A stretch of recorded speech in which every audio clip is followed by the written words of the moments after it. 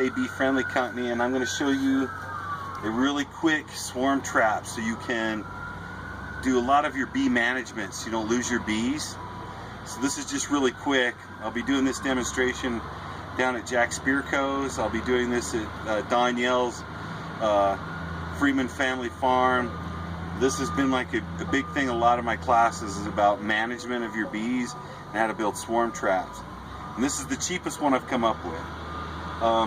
What I have is I have a 5-gallon bucket here, and we've poured it full of cement. And we've cemented in a 3-inch piece of PVC pipe that's 3 inches around and 5 foot tall. And this is so you can manage it and work it. We've drilled 1-inch holes from the top down. I've done it so this is 3.5 inches and 9.5 inches. And this is so that way we can build the pillar to slide up and down. The arrow is made so when I drill the holes through the whole thing, everything lines up always the same way. So I've got a 5-gallon bucket full of cement, a 3-inch piece of PVC pipe that's 5 foot tall with 1-inch holes drilled at 3.5 inches and 9.5 inches. This is a piece of 2-inch PVC pipe. As you can see, it's the same height. It's 5 foot tall, right? It has holes, 3.5 and 9.5, 1-inch holes, right? It's done on both ends that way. As you can see, the arrow, and that's going to make a difference when we do all this. But what this is all for is so that we can extend this up. This is so you can manage this more closely to the ground with a step stool than getting a big ladder to climb trees or up onto posts where you set your swarm traps. So what we do is I have these 1/2-inch PVC that's 6 inches long. And what I usually do is I stick this one in.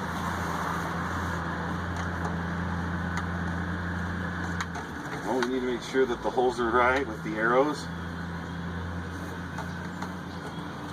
So there would be the arrows. So we want to make sure the arrows go together because that's how we drilled these holes through the 2-inch PVC pipe.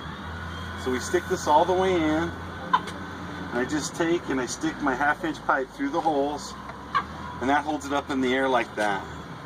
And that way we can work on it. This is going to be the bee entrances on this other piece of pipe.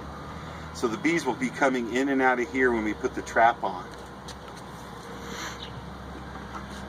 The trap is just another 5-gallon bucket. What we've done is we've drilled a 2-inch hole at the bottom and put a slip by thread fitting.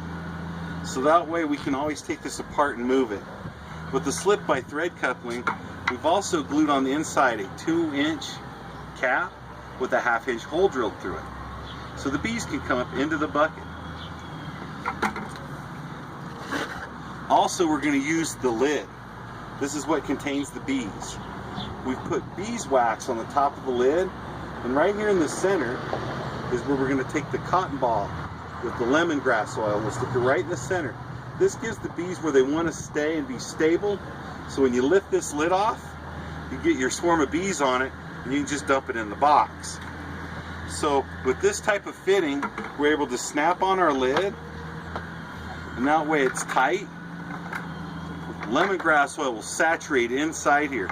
With the heat on this during the spring and summer season, the lemongrass oil will really saturate the smell in this box from the heat. The only way for it to come out is through the little 1/2-inch hole and out, which will make it a breathing room. Bees are like sharks, right? They can smell really well. So as the pheromones come out of this little hole of the lemongrass oil, the bees are going to find it. So we're just going to stick that right on top, just like that. And this is what's going to trap the bees. We're going to be able to lower this down and lift this up. So it's just a step stool now, and without a ladder, I'll be able to step up. And just right here, I'm able to even take, if I take my time, I'm able just to pull the lid off. And I'd be able to move the swarm of bees out. Or if I could check it, if there's bees on it, I can take the lid, take it off, and I can pull the whole trap off the pipe. So that way it's full of bees, and I can move the whole trap down to where I want to dump the bees into my container. So this makes it really simple that I can walk around holding the bees inside here So this works as good for a swarm trap. So we just stick this on the post, and now we're all set. So now what we're going to do is we're going to extend this up in the air so the bees can go inside this trap, because the bees' flight orientation as they come out of a hive is going to be about 10 foot around. So if I set this above the hive or within 10 feet of the hive and 10 feet in the air, the bees are going to swarm out and they're going to go right into the holes, right into the bee trap. So we just pull this out and we extend this up in the air until I see my markers.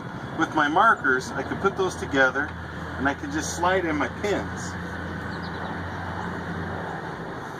I use 2 pins, and that way it gives a little more stability when we're working with the hive.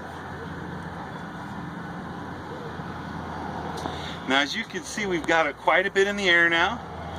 This is weather resistant, able to be moved, and the reason we're using PVC pins is I'm able to put wire or rope through these and then put them down to cinder blocks, making guy wire, so if you're really windy, just because we have the weight, we don't want it to blow over. So by putting rope through here and running them this way, and rope in here and running them this way, I could put cinder blocks on the ground like guide wires or even tent stakes. And that way, if the wind blows, it won't shift or blow it over. Now we've got it in the air. It's all ready to be set. This is one of the simplest swarm traps you're ever going to make. You can get them 10 feet in the air. And if you wanted, you could even put another pipe in here. You could even go to an 1.5 inch pipe and bring it up even taller, right? Extending it up another 10 feet.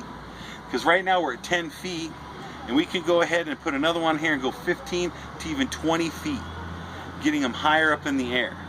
I think this is just a really easy way to catch your bees. If they ever fly out of your beehives, you're able to get them. So hopefully this will help you get some swarm traps going, that they're easy to build. You can just, like I said, slip them together.